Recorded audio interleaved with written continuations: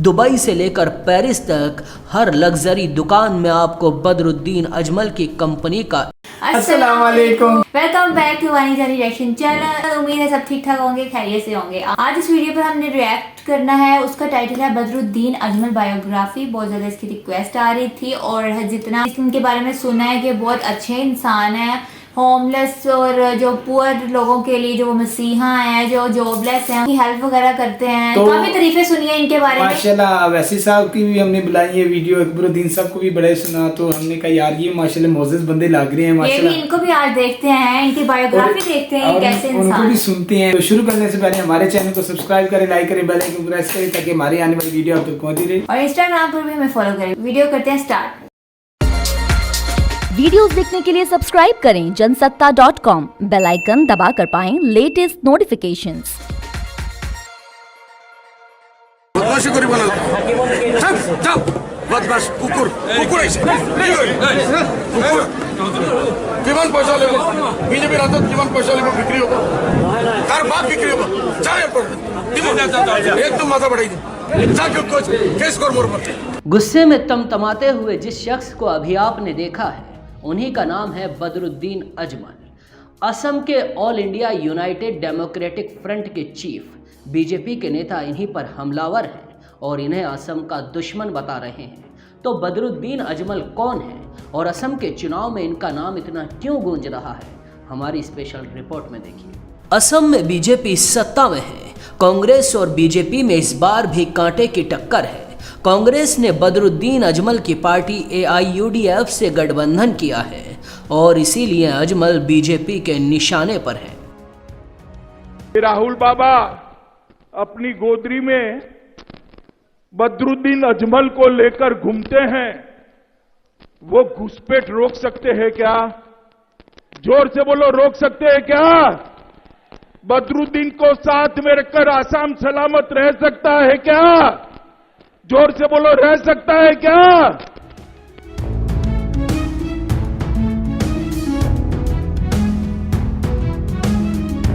इसमें कोई दो राय नहीं है कि बदरुद्दीन अजमल की पार्टी असम की राजनीति में तीसरी सबसे अहम कड़ी बनकर उभरी है। लेकिन उनकी पहचान सिर्फ राजनीति से नहीं है, वो पेशे से इत्र व्यापारी है।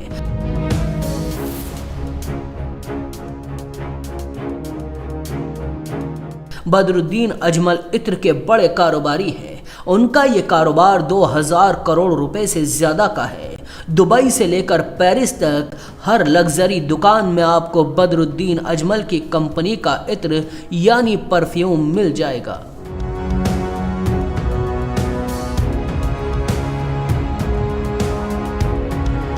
बदरुद्दीन अजमल का इत्र व्यवसाय से अलग रियल एस्टेट में काम है। उनकी कंपनी का नाम Ajmal estates and properties private limited है।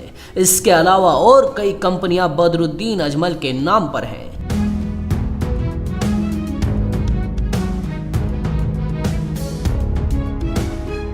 मुंबई में जन्मे और यूपी के देवबंद से पढ़ाई करने वाले अजमल ने 2006 में असम विधानसभा का चुनाव लड़ा था। वो 2 सीटें दक्षिण सालमरा और जामुना मुख से भारी मतों से जीते थे।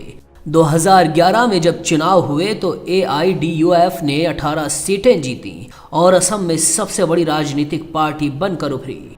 बदरुद्दीन अजमल का नाम दुनिया के प्रभावशाली मुस्लिम नेताओं में शामिल है। उनके कामकाज की बात की जाए तो वह राजनेता के अलावा समाज सेवी और धर्मशास्त्री भी हैं। उनके 7 बच्चे हैं। बदरुद्दीन अजमल सबसे ज्यादा बच्चों वाले सांसद हैं।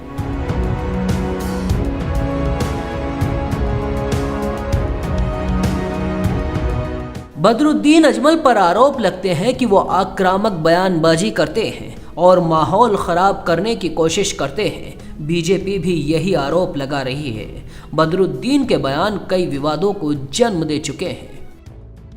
तो ऐसी खबरों के लिए बने रही है जनसत्ता के साथ। तो गाइस ये आज हमें पहली दफा पता चला जी बदरुद्दीन अजमल के बारे में।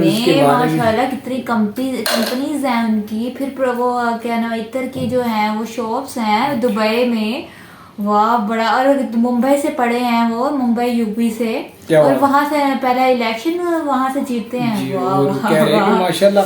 ये तीसरी पार्टी उभर के खड़ी हुई है। ये बड़ी मजबूत पार्टी हुई है और जाहिर सी बात है जब पार्टीज जो सबसे ज्यादा पार्टी आगे जा रही हो और तो उन फिर मुकाबला हो जाता है तब बीजेपी और कांग्रेस, तो फिर जाहिर सी बात है वो क्या है, उन्हें मुस्लिम नेता जो उसको हमेशा यही कहा गया है कि जी ये भड़काओ भाषण देते हैं, जैसे असद वैसे साहब को कहते हैं। अब ये भी मुस्लिम लीडर ही हैं, इन्हें भी यही कहा है कि गलत बातें करते हैं, ये करते हैं, लेकिन नहीं, खुद इन्हें जो मर्जी ये बोलते रहे बीजेपी के लोग और ये कांग्रेस के लोग। तो भाई उन्होंने माइक को जो सा वो पता नहीं क्या इंटरव्यू किया, बीजेपी बदमाश ये बोल रहा, बहुत जलानी है यार बड़े। मेरे ख्याल से मुझे लग रहा है वो बीजेपी के वो पार्टी के होंगे वो जो हैं, तो उन्होंने गलत कहा होगा कुछ, तो फिर तो जो सा नीतीश शाह है उन्होंने क्या बोला कि जो से है अमित शाह गलत बोल रहे थे कि ये राहुल जो से है वो असम जो से उनको मेरे ख्याल गोद का इस तरह उनके बोला था, गलत बोल रहे थे यार, बोल रहे थे कि उनके साथ गोद में बैठकर अगर ये उनके साथ मिले रहेंगे तो वहाँ असम के जो है वो हालात तो खराब हो जाएंगे, इस तरह कुछ कह रहे। तो ये देखिए इस तरह भाषण ये देते हैं और ये इतने बड़े लेवल पे वजीर शजीर होते हैं तो फिर बातें करते हैं जी वो मुसलमान के जो से वो भाषण दे रहे हैं। तो जब आप ही गलत बोलते तो फिर अगलों का तो फर्ज बनता है ना। तो आप लोग सोच रहे होंगे कि मानी साहब किधर चलेंगे, तो मानी साहब बच्चे बहुत तंग कर रहे थे तो बच्चों को संभाल रहे हैं, तो मैंने कहा आप बच्चों को संभालो। हम बात कर रहे थे बदरुद्दीन अजमल की, तो माशाल्लाह से उनके 2000 करोड़ की जो है उनके पास उन्होंने इतना पैसा लगाया है और अपनी ये जो नाम है इतर पर, और उनकी इतनी कंपनीज हैं माशाल्लाह से, काफ़ी रिच हैं। मैं एक व्लॉग देख रही थी, व्लॉग में एक भाई ने दुबई में उनके वो व्लॉग उधर जाके व्लॉग भी बनाया दुबई में, जहाँ पर उनके एक अपने अजमल नाम का जो इतनी बड़ी शॉप है और वहाँ पर इतर है, परफ्यूम्स वगैरह है, इतनी बढ़िया है। और वीडियो में ये भी बताया है कि उनके इतने ज़्यादा दुबई में कहीं भी आपके लग्जरी शॉप्स में चले जाएं तो अजमल नाम के ना आपको इतर मिल जाएंगे। और एक और बड़ी हैरानगी वाली मुझे बात लगी कि वीडियो में इन्होंने कहा कि इनके 7 बच्चे हैं। मुझे ऐसा लगा जैसे इन्होंने जैसे कोई बात लगाई हो कि ये वाहिदन इनके 7 बच्चे हैं। तो फिर मुझे ऐसा लगता है कि इंडिया में जो हिंदू है ना वो समझते हैं कि पता नहीं बच्चे पैदा करना ना, पता नहीं ज़्यादा बच्चे करना, पता नहीं कोई गुनाह का काम है। तो तौबा अस्तगफिरुल्लाह, ये जो औलाद होती है ये अल्लाह की देन होती है और इस पर इंसान को शुक्र करना चाहिए, ना कि ये कहना चाहिए उसके साथ हमारे 3 हैं उनके 7 है, हो 7 कर लिए उसने।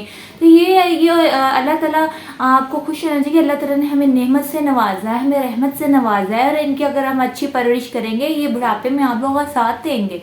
आप लोग ऐसा क्यों गलत सोचते हैं, नेगेटिव सोचते हैं? ज़्यादातर नेगेटिव सोच हिंदुओं की ऐसी है, वो पता नहीं इस्लाम के बारे में वो बहुत गलत बातें करते हैं, इस्लाम को गलत बोलते हैं कि इस्लाम ऐसे है ऐसे है। लेकिन जो सही मुखलिस हिंदू जो अगर जिसने इस्लाम को पढ़ा हो, सर्च किया हो और उस कुरान मजीद को पढ़ा हो, अगर उसे पता हो कि इस्लाम कितना आसान है और इस्लाम में क्या क्या है, इस्लाम क्या कहता है, तो वो कभी भी इस्लाम को गलत नहीं कहेगा, हमारे दीन को, मजहब को गलत नहीं कहेगा। ये वो होते हैं गोदी मीडिया अंधभक्त लोग होते हैं जो पता नहीं जज्बाती लोग होते हैं, जज्बे में आके जो जज्बे और अपना खोया होता है, वो लोग जो गलत बातें करते हैं।